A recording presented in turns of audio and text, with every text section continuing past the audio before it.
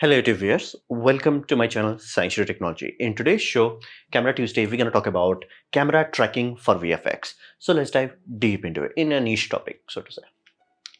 So exactly why there is a need for this is simply because we have moved away from the era of splatting things together. For example, in the old film eras, editing or VFX, all it actually meant was just like you have a film and you have that like primary exposure, and then you create a mask and then you expose something else on it, be it a boom explosion or things of this nature. Nothing too drastic, and it was basically 2D only. In even early computers, most of the time they were just like, let's say they captured a plate of boom and then they placed it into the film scene. But nowadays we have reached into 3D era. It was very complex, but nowadays it can be done very easily. So 3D and VFX and CGI, VFX meaning visual effects and CGI meaning computer generated imagery, these things do require certain camera tracking. Why? Well, most scenes, like for example in this scenario, camera is static, camera is not moving. The only movement there would be in the scene is simply because I do have lens image stabilization active. Ideally, when you have it on tripod, you're supposed to disable it, but it's on. So it does have a little bit of jigger, but nothing more. Like, you don't have to worry about it. But when you are talking about any scene, be it this Matrix scene, Mermaid scene, or John Wick scene, whatever have you, you most likely have a camera that is physically moving. Meaning, if you have a three-dimensional thing, you have to trace it. And you have to trace it, not is just like, okay, it's moving with it, like early 90s VFX. No, you have to actually trace it in 3 dimension. So that's why you do require it. Without it, VFX element cannot work without a tracking data. And camera position has 3 core values: XYZ, and then it has rotation, meaning pitch, roll, yaw, this, yeah. XYZ. So basically all 3 data point has to be there. Basically how it moved and how it rotated, all that data has to be there. Otherwise you cannot create a VFX element that blends in properly. So that's why there has to be a need. We focus too much on, like, motion tracking and all that. That's cool, but track the goddamn camera. and there is a reason why you will see this sort of spots. Even though if you have green screen, you will have a lot of green cross, different color of green cross, black crosses or white crosses or black, whatever have you. So there are certain things that has to be done for camera itself. Now let's start with the oldest technology, which is manual tracking. Basically, you take the footage. For example, let's say if there is a scene like this, and this is early days, video effecting is there, but there is no manual, automatic tracking. So all I would do is basically I ask the photographer, is like who is doing the scene, is like, hey, can you actually measure the table? Right, actually take a tape measure, measure it, and measure it something like that, and then give me an idea. So let's just say it's 3 foot by 4 foot. I'll make a box that is exactly that same size, and then I'll align it so it lines up perfectly in that basically 3D effects perfectly. Camera matches to this image plate. Now then I'll move it, and every frame that I'm moving, I'm orienting it so it lines up. And you're like, wait a minute, that would sounds very tedious. Yeah, it is tedious. So it's what we call camera keyframing manually, frame by frame. Now we no longer need to do it, but this was very tedious. And again, that's why you will see even in flat green screen, especially if it's a big volume, they'll have a lot of tracking points, because if you do not have that, you have to utilize person itself as a tracking point. And problem with that is that we are soft, basically organic. We are not hard surface. We move. Basically you breathe, your body shape changes every time you are breathing. You're not static, so camera cannot lock onto it. So that's why you need something that did hard and is locked in. So you have to do it. And thankfully the technology has improved. Computers have become fast enough where almost all video editors that you can name, and almost all 3D tool, be it Blender, be it 3ds Max, whatever have you, they generally have a basic camera tracking. And some, there are dedicated applications that just like chuck the footage in and it's like, ta-da, tracking data is there. So what do we have to do? Well, if you are doing this, ideally try to have as low of motion blur as possible. You want to make sure you have kaput motion blur. There is no motion blur. Now it does create a conflict, because whenever you're seeing a movie, you kind of have a feeling that it's a movie. Why? Well, generally TV or video and all that, they have a lot of freedom in shutter speed. In movies, they do not generally try to change shutter speed too much. It's generally half of what's the frame rate is. So 1/30th of a second, you'll try to use 1/60th of a second. So basically you try to remain reasonable. But if you are doing this, you might want to increase it. Like, wouldn't it make jittery if everything has a certain type of motion blurring, and when you in the VFX shot it changes, it will look too jittery. So then you have to add post-production. So That's why it's a very difficult, or you can manualize it. It's not that without motion blur, it has to be like very low motion blur. It can be done manually, but again, you have to pay for it. You have to pay VFX artist for it. So generally, we try to have very high shutter speed. So if you are doing it like a small, low budget and all that, you will generally try to do it outdoor, full sunlight, and then have as short shutter speed as possible, like 2000th of a second or something like that. It will allow your computer to track each pixel very reliably. And generally that's how we calibrate, is like how what is the error of the pixel. So generally you want to be inside 1 pixel. You do not want it to drift. Like pixel nowadays 4K, isn't that too much? No, because if you have a 3D object and it's casting shadow and it's painting, basically it's not casting shadow, it's just painting a darkness value and all that. If that drifts too much, even a little bit, you will notice it. It's like, nah, it's fake. So for that reason, we have learned it the hard way, that you have to do it. And quality output requires a lot of time and effort. Even with all these things, dots and all that, thankfully it's much more automated now. So you can select a footage, select first half, track it, select middle half, track it, third half, track it, filter all of this, and then do a little bit of tweaking and all that, and tada, you will have a very good track. But this is how we get started. The very early days, that's how we started. But again, it is very tedious, even if you are doing all of these automated. I have linked some video down below as a reference. Then we come to actually tracking data itself, rather than just like, okay, reverse work, work backwards in from the footage in order to figure out how the camera moved. Actually track the camera. So we use the exact same system we use for humans. So same way you must have seen motion tracking like Golem and all that. So same technology is like, okay, you must have seen that balls. Those balls are specific balls. They glow specifically in the infrared, and there are certain cameras in the volume that captures that. So you put those balls in your camera only. So camera object will have generally whole subject covered, and generally you will try to make sure that you have either tracking puck, so there will be a data puck itself, and tracking dots depending on your setup.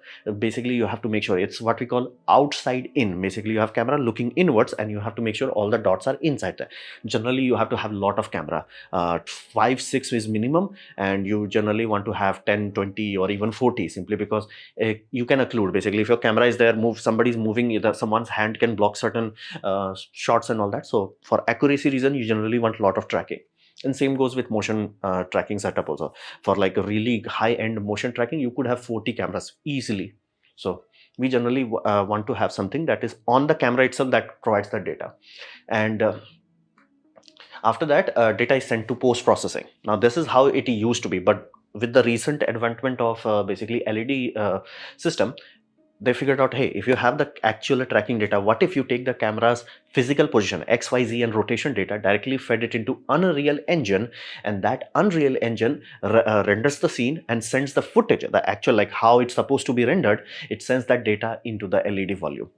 So that's how we are doing it right now, because again, LED volume will not work. It's not a physical thing. It does not have depth. It's just a curvature. So if something's supposed to be far away, the lens background blur would be different. So you can't just have its photo, it will look lame. So that's why you generally see, whenever you are seeing a scene where camera is moving, you'll always see a certain zone. You can see the zone is changing. It has to. And not to, like you can see here, they are making sure the reflections are of the environment, but the character is completely isolated with the green screen. That requires camera tracking data to go back into Unreal Engine. Without it, it will not work. So that's a very critical thing. Now, technically, Star Wars also did that, but they actually had a robotic camera and just like layer 1, layer 2, layer 3, basically the motion capture, so to say. But here you have far more freehand capability nowadays. So real-time volume integration is also doable. But let that be very clear. So why does not everybody do it? It's complex AF, meaning you have to spend a lot of time in the setup. And even if you actually just want to do post-processing, you do not have to deal with this basically LED wall or something like that. You still have to worry about what we call syncing. At first time you have to sync it, then the motion path will trace properly, but you have to sync it first time. So that's how tracking is done nowadays. You can see that LED wall still looks cool. Again, it does not look cool in real life, because again, you have resolution. But if you are looking at a low resolution footage, it looks almost like magic. It disappears. So that's how we started with the tracking. This is the time when people actually started to use a lot of camera motion, because they can track the camera, and 3D elements can compensate for camera's rotation. So traction, and again, LED wall would not be possible if you do not have data about the camera. Now let's understand what we can expect in the future. Now future is, again, a lot of people are wanting me to talk about Sony's Oculus. So basically future is, instead of outside in, inside out. That's the only thing that we are trying to do. So idea is that you have an element on the camera itself that tells where it is. So basically how the heck this is happening, all the data is generated on the camera itself, not like hundreds of camera sending the data into server, doing crunching, tracing it out, and then feeding the data. No, you have the camera itself telling it backwards. So now let that be very clear. This technology was always theoretically possible. That's how our brain works. That's how people wanted to develop self-cleaning robots and self-driving cars. So technology was there. It's just that it was not refined enough, not compact enough, cheap enough. But thanks to VR development, AR development, this technology has gone leaps and bounds, like exponentially better. Like now you can actually say it and actually, you know what, we can actually pull it off. So lot of you put a small camera block, and this camera block is specifically tailored for that. So you'll have very wide field of view, black and white sensors, very low rolling shutter, because again, this, you're not taking footage from this is just a XYZ coordinate data system. So the lenses are here are similar to how self-driving cars lenses are, so very specific for that. And it records all the data. Now let that be clear. You see camera lenses because it's the obvious thing, but it also has what we call inertial measurement unit, IMU, meaning it has two core components, gyroscope and accelerometer. So that allows the computer to have a sanity check. Basically, if camera moved like this, how does it know the camera moved or the world around it moved? For example, it's a cloud, and let's just say when it was looking at sky, it tracked the cloud moved. How the heck you know? Well, if let's just say cloud moved like this, but gyroscope did not give a data and accelerometer did not detected any acceleration, you know for a fact that the cloud moved, not you. So that's why these things are not that black and white. Oh, I'll just have a camera looking outwards. Nah, trust me, there are a lot of people who put PhD on top of PhD with some extra PhD in order to do this. It's black magic to do, like flat out. It's very difficult to do reliably. So when Sony came about, it's like no tracking data. I'm like, damn, they are trusting the algorithm way too much, and it's very difficult. And I'm pretty sure it still will malfunction if you try to do it in desert. There is not enough features to directly lock it. So that's there. Now, why we want to move into this? Simply because it's far more flexible and easy to use. And again, let that be very clear. If it's easy to use, more people will use it. You will understand. Like I keep talking about this in camera, this whole channel, is that if product is good, but it's hard to use, nobody will use it. If product is easy to use, even if it's not that great, people will use it. So ZEISS CinCraft was the first that came out, and their selling point was that, hey, we can do inside out tracking, and outdoors you do not have to do much. And when you are talking about concrete floor, they're like, yeah bro, concrete floor will too featureless in order for camera algorithms to work. So they're like, you can use some stickers. Sony has went way far ahead. It was like, you know what, we do not have to do that also. So these is what we are expecting in the future. So ideally for camera tracking, but again, what about character? If these pucks can be made very small, then I can see that camera to disappear, but unlikely. Not impossible, unlikely. But again, for camera, it makes sense. For camera, it makes sense. Heck, some camera, again, like it's a Sony system. So I can easily see Sony is a flagship series of next generation camera. It's like, hey, we have this inbuilt, or it's just accessories that you add on. ZEISS also are very specific of the fact, because again, you also have to feed the data of lens, as in what the lens is working. So Unreal Engine is like, I figured out how you're working. So for that reason, this is a very critical growth of the camera industry.